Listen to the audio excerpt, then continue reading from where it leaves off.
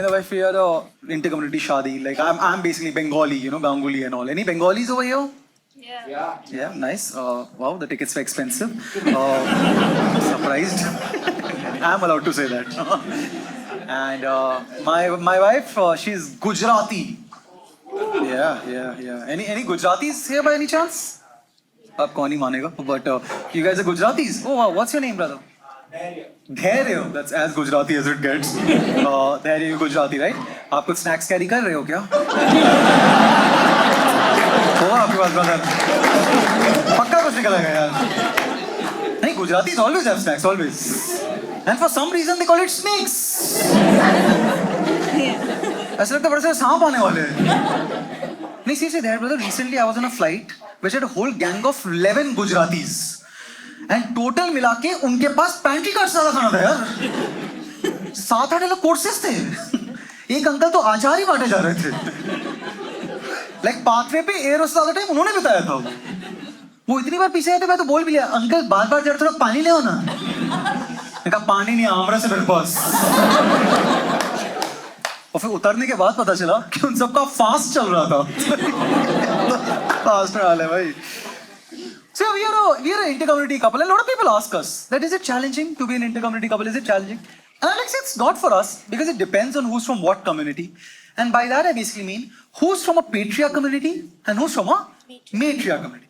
See, the thing is I'm Bengali and Bengali is a matriarch community. तो बचपन से मैं पला बड़ा हूँ सुनते हुए कि आदमी घटिया होते हैं, मर्दों को तो मर ही जाना चाहिए. तुम आए क्यों हो यहाँ पे? And she is Gujarati, which is a patriarch. तो वो बचपन से सुन रहे आदमी क्या स्टड हो गया. तो हम दोनों इस शादी में अपना अपना लो सेल्फ कॉन्फिडेंस लेके आए हैं. तो कोई भी लड़ाई होती दोनों को ही लगता है कि मेरी ही गलती होगी. पड़ोसी की लड़ाई होती हमें लगता है we are at fault. Ukraine Russia us. अब इशू अगर उल्टा हो जाएगा that the guy is from a patriarch community and the girl is from a matriarch community, तब दिक्कत हो सकती है. और मुझे तो लगता है मेजर ममता और मोदी की दिक्कत ही यही है.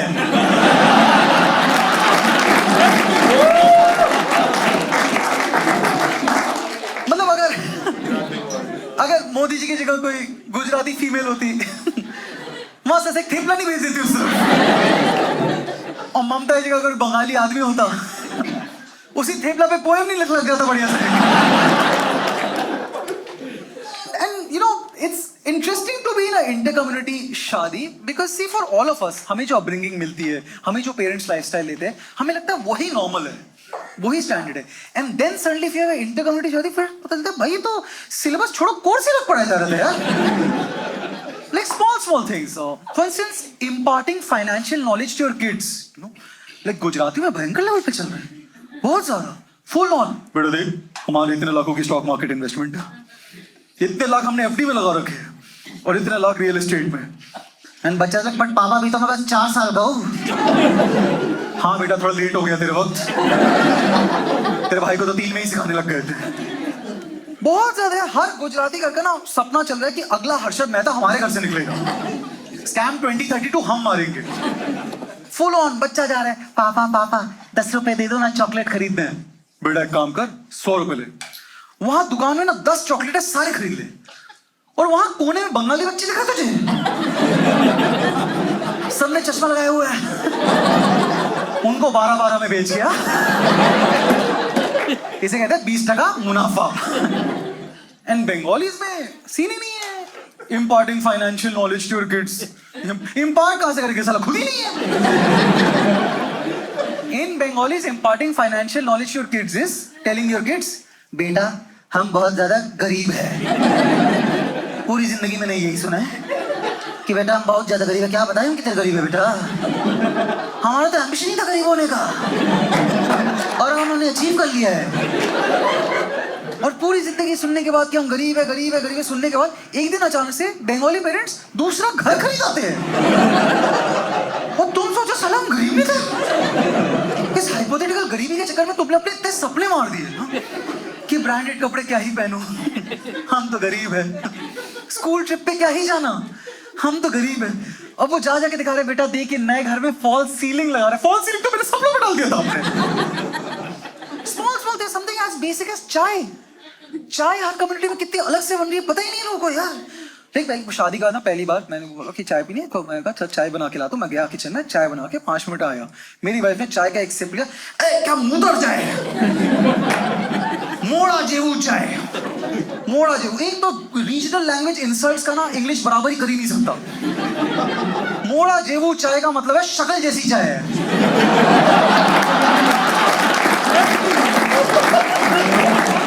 चाय की तो बेइज्जती करी करी शक्ल की नहीं करती है। रात को बैठ के सोच रहा हूँ चाय कैसे दिखता हुआ ही। घटिया क्या डाला तुमने इस चाय में? चाय है भाई। चाय में क्या डालेंगे? चाय में पानी डाली, चाय की पत्ती डाली, थोड़ी अदरक डाल दी, होगी चाय। दूध डाली होगी। क्या तुमने तो कुछ चाय में डाला ही नहीं है। फिर तू बना दे चाय। वो गई अंदर किचन में 50 मिनट बाद बाहर आई। तूने इस चाय में क्या डाला है? उसने कहा मैंने पहले सौंफ और लेमन ग्रास को पानी के साथ उबाला है। फिर मैंने एक अदरक और उसके बाद कार्डमम का एक पेस्ट बनाया है। एंड में मैंने थोड़ी दालचीनी डाली है और उसके बाद तुलसी ऐड किया है। मैंने कहा फिर तड़का भी डाल देती सब्जी बन गई है। भाई गुजराती खाने का मेन इंग्रेडिएंट होता है मेहनत। खाना बनाते बनाते किसी के सपने मरने पड़ेंगे तभी खाने में स्वाद आएगा। Similarly, after marriage, I realized that we Bengalis have a major problem that we are all bunch of hoarders.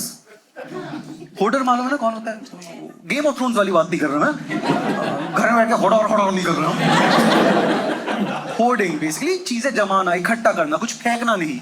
और कुछ तो हम बंगालियों का बंगाल फेमिन्स का साइकोलॉजिकल इंपैक्ट रहा है कि हम सारा कुछ फेंक नहीं सकते यार। बिस्लेरी की बोतल आ जाओ। जोमैटो के डब्बे हाँ जी रख लेंगे। एक्सपायरी डेट वाली दवाई असली नशे तो अभी होंगे।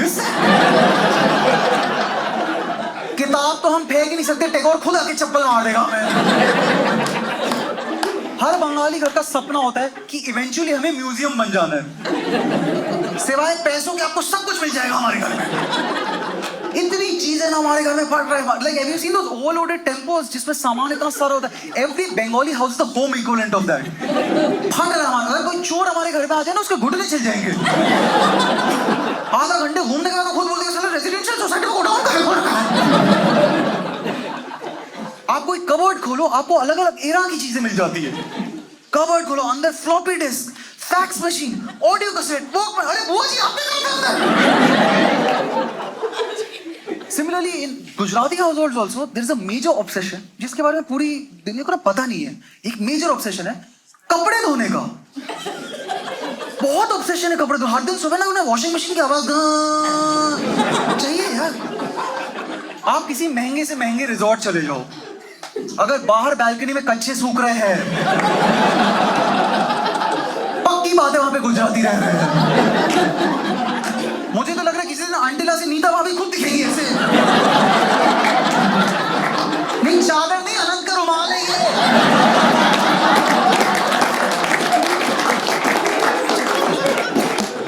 Like every time me and my wife we have a trip planned, my wife looks forward to coming back from the trip rather than going to the trip.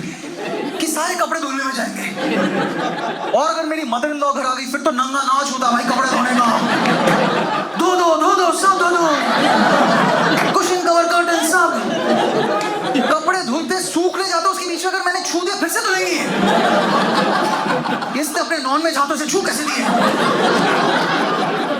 और मेरी मदर इन लॉ तो कपड़े धुलते हुए ना washing machine में घुटते रहती है यार। उन्हें कपड़े का भी गड़बड़ देखना है यार।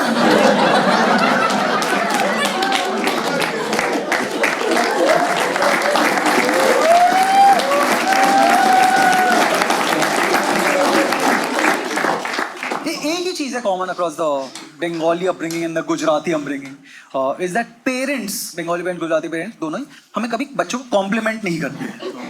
कभी सीन ही नहीं है कॉम्प्लीमेंट का, क्योंकि इनके दिमाग में कि अगर कॉम्प्लीमेंट कर दिया तो एक कॉम्प्लेसेंट हो जाएगा। कर ही नहीं सकते, वो हो सकता है। And in fact it's a very middle class parent thing, you know, across all middle class. Compliment यहाँ पे रिच पंजाबी पेरेंट्स आ गई, वाह बेटा खुश कर देता 75 मार्क्स, वाह। हम 98 में भी तुमने तो खानदान का नाम डुबो दिया। बाहर ले लेके चल रहे भाई, खानदान का ही नाम डुबो दिया हमने। और ऐसा नहीं कि पेरेंट्स को कॉम्प्लीमेंट करना नहीं आता बच्चों को, करना आता है दूसरे के बच्चों को। शर्मा जी का बेटा वाओ, अपने बच्चों को कॉम्प्लीमेंट भी करते हैं तो स्ट्रेटेजिकली करते हैं कि बड़े वाले के सामने छोटे को कॉम्प्लीमेंट करेंगे, छोटे वाले के सामने बड़ों को कॉम्प्लीमेंट करेंगे, और फिर 15 साल बाद में बोलेंगे इन भाइयों में बनती क्यों नहीं है।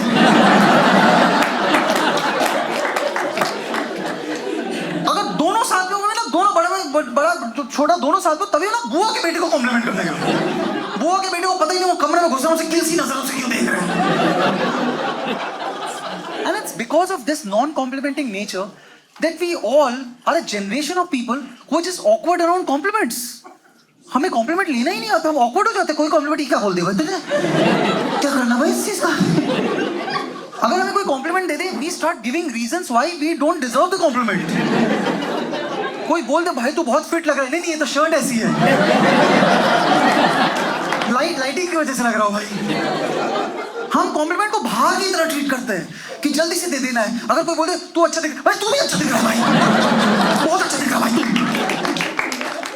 जल्दी से मुंह पे थूक दे मेरे।